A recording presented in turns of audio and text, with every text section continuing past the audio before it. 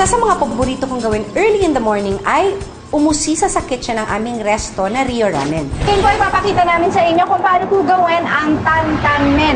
Ito po ay isa sa pinaka sellable na dish dito sa Rio Ramen. So, what we're going to do, nandito na po yung mga toppings.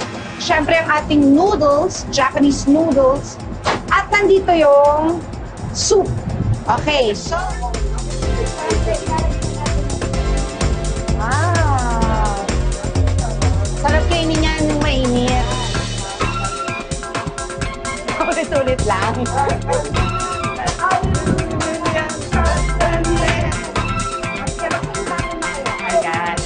Anda, ikaw naman, ano yung mga favorite na Japanese food mo?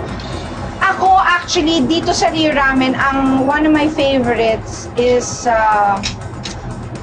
yung gyoza namin, because it's really good. Tapos, yung gyoza, sobrang sarap yung gyoza dito. Yan. Ano yung gyoza, ate? Ano yung... Gyoza, maganda! Gyoza yun. Gyoza yun, no? So, gyozo ka. Gyoza, yan. Ito yung pork na to, sobrang sarap nito kasi ito talagang niluluto ng matagal. That's pork? Pork, yes. At syempre, yung egg. Yung egg. Ah! Saka hindi basta sa egg, ha? Anong klaseng egg yan? Charan! Tantan egg. Tantan egg!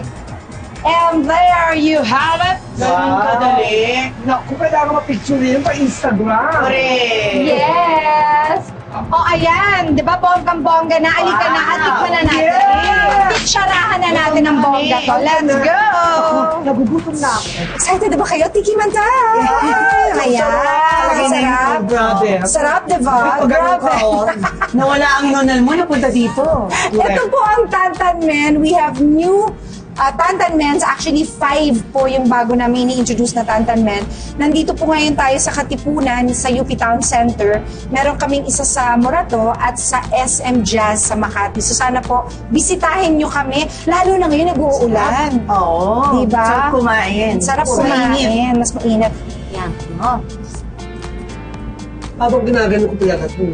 Sa amin, pag mga tao, ginagano ko talaga yan. Sarap, di ba? Yung mga Japanese, gano'n. Oh, that's how they eat it naman talaga. Dapat maingay. Talaga? Mga ganun talaga. Try mo. Wow, ang sarap. Wow, ang sarap. Try mo. Yan. Yung sarap. Nag-enjoy ba kayo? Masarap Try ba? mo may tunog. Masarap. Try mo may tunog. Ganun dapat. Pumuputok, di ba?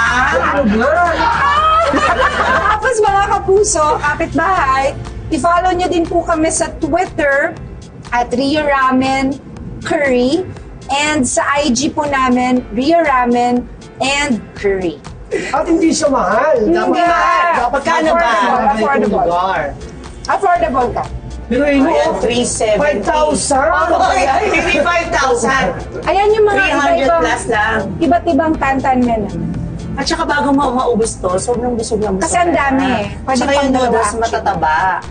Sino matamba? Yung noodles ko. Ayun, pwede Pasensya